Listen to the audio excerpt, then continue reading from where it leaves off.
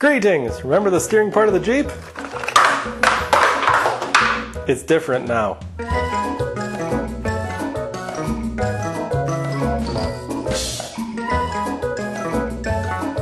Here's what we have left.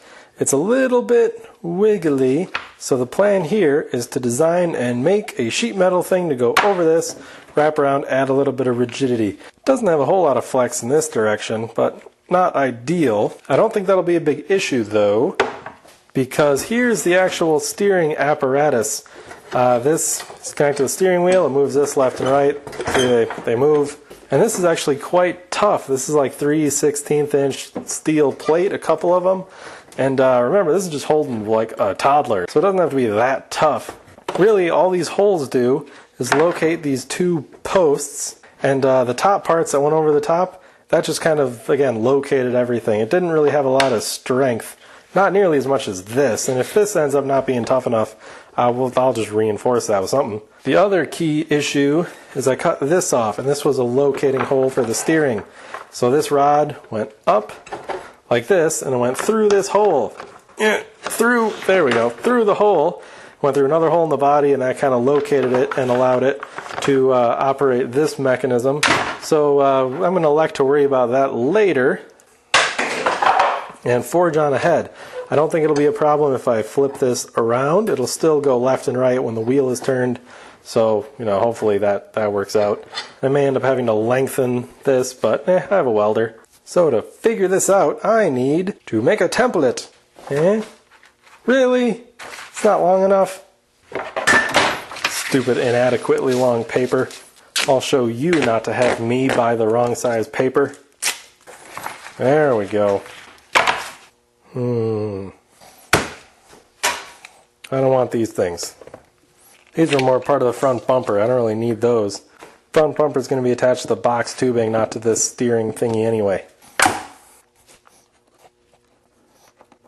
Now the secret is I'm actually going to shape one more piece of metal today using the shrinker stretcher, and that's going to be the last metal shaping for some part of this project. But next video on the Jeep welding extravaganza, then paint it red and watch the kid crash right into my wife's new car. Hopefully not, but it could happen. I'm not going to do a ton of fancy metal shaping on this. I'm just going to kind of cut these so that they'll register nicely on the plastic piece and call that a day. Good enough. There we go, and now steel. Now we're going to marker it up. And I'm really hoping that this thing is my daughter's speed. What I mean is, I hope she doesn't get in anything slightly more dangerous than a slow Power Wheels Jeep. Because people in my family do not have good luck with fast-moving toys. In fact, my uncle, when he was a child, used to deliver papers on a skateboard. And he lived northern Wisconsin, and they had like a hill, you know, big, steep, long hill, like the only big hill in town. So the sensible thing with your skateboard that doesn't have brakes or high-speed maneuverability is to get out and walk. He didn't do that. He went full speed down the hill every day and just threw the papers kind of out at the houses. He must have been pretty good at it, except one day at the bottom of the hill, this is in the city, so like low speed limit, stop sign everywhere, guy pulled out in his truck and stopped at the stop sign. And we're not talking like a longboard skateboard here. We're talking one of the old-timey, like short wheelbase, flat ones that are only about this long. Kind of torpedo shape. They don't even have the curves or nothing.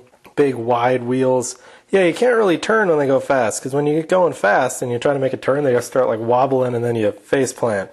So he was kind of screwed. No brakes, can't really wobble to save himself. Flying up at a pickup truck. So, what happens? Well, clearly, boom, right into the back of the truck, face first.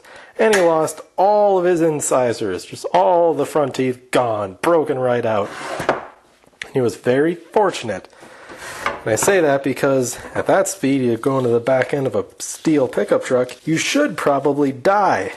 Instead, he got the full face tooth removal treatment all in one go. And, you know, fake teeth.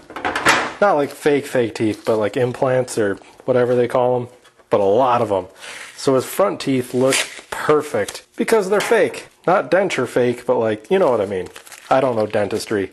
Time to cut it out. Oh, I didn't stamp the fold lines. Whatever. Haven't used this thing in a while. So yeah, perfectly slow, stock speed Power Wheels Jeep. That sounds good to me. Of course, if she ends up saying she wants it to go faster, who am I to argue? I mean, I had a modified Power Wheels Jeep when I was a kid, and I turned out perfectly normal. Don't laugh. Don't laugh. You'll hurt my feelings. Much cutting later. Alright, so I got all these little tabs to fold over, and I can't just do them in the vise like I used to do those other ones, because they're all intersecting. So I got a new plan, and it involves the vise. Alright, here's how I'm going to do it. I'm going to line this up so that one of the folds is over the edge of this angle iron. I'm going to bend it over gently. Not a sharp crease. Don't really need a sharp crease, but doing it gently. Let's do a test fit. Yep, it's sort of fitting.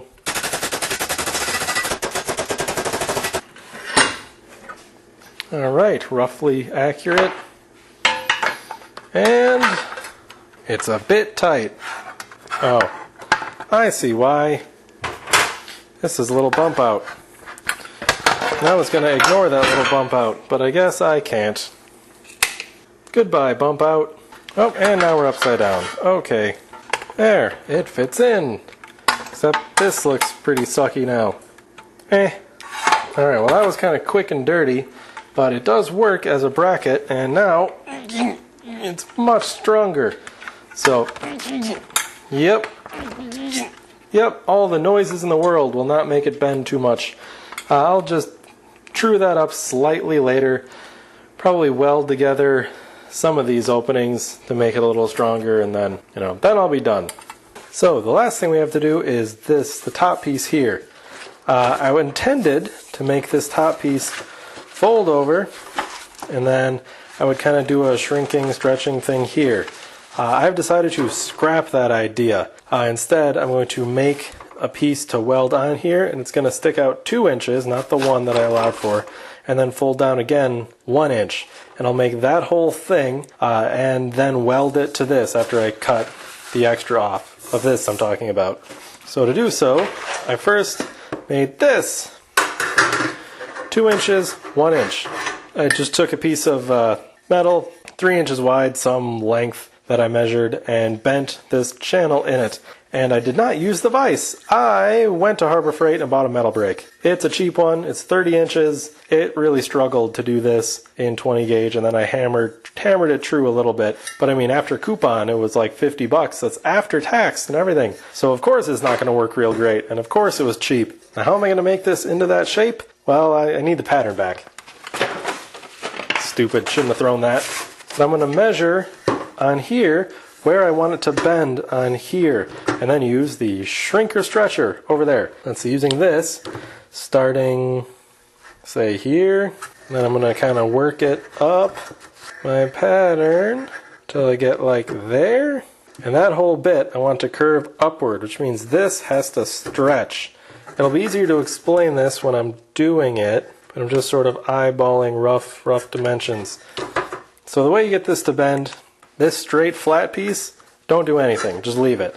Work everything here, specifically this outer half on this side, not this side. If you stretch this, think about stretching that, it'll want to bow this way.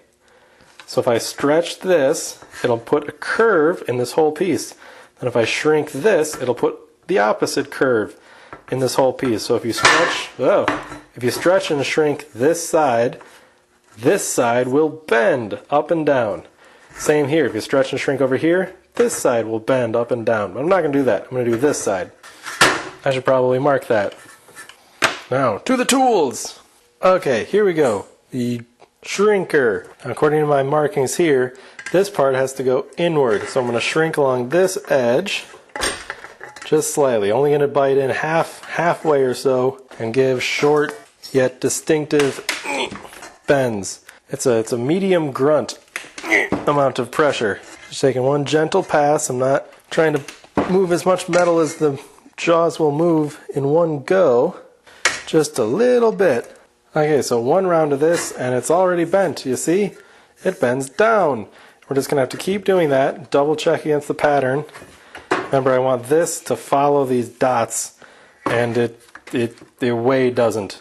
Way doesn't. So more shrinking. This is about the worst angle to be using this tool. Kind of limited by where my vise goes, however. You know, once these are all done and welded together, I'm not going to have a grill, a hood, or a rear hatch thingy. The rear hatch thingy is going to be entirely ornamental. The grill, not quite sure how I'm going to make that yet. The hood is kind of just crappily draped over the grill, as far as I can tell in the original Jeeps. So not too worried there. Going to make the grill and the hood removable anyway, so they don't have to be put on right away. So there, how are we doing? Ooh, much better. Has to bend, shrink a little bit more in here, and then we'll see. But it's good. It's good from here to there. So this is how I do it. Little bit at a time. Little bit, little bit, little bit. And eventually, it'll be good. Alright, so that's pretty much exact. Now it's time to stretch this bit. Okay, now we're into the stretcher. I brought you in close. Maybe you can actually see the thing working. It's pretty crazy, but it does work and you can watch it, I assure you. Just gonna do a little bit at a time. You gotta be extra careful with the stretcher, because if you stretch too far, you end up tearing the metal. And the metal doesn't really like that so much. I'm also not 100% sure on how you fix that, but in my test pieces, it definitely does happen. I've heard people say you can actually shrink more than you can stretch, but from what I noticed, the stretching tears the metal at about the same amount of angle as the shrinking makes it impossible to get the metal back in the jaws. Hard to explain, but trust me, it makes sense in my brain. Maybe you shouldn't trust it then. Shrinking thickens the metal and mars the crap out of it. Stretching thins it. So, yeah. Steel can't be stretched infinitely. And this might look like I'm just whipping this out, but I'm checking the pattern between cuts. Okay, now you can see if I start from this end, this curve matches reasonably well. If I start from this end, this curve matches reasonably well, but I stretched some shrinking parts or something in here, so I need to break out the shrinker for one more tune-up. Perhaps this is the final true-up?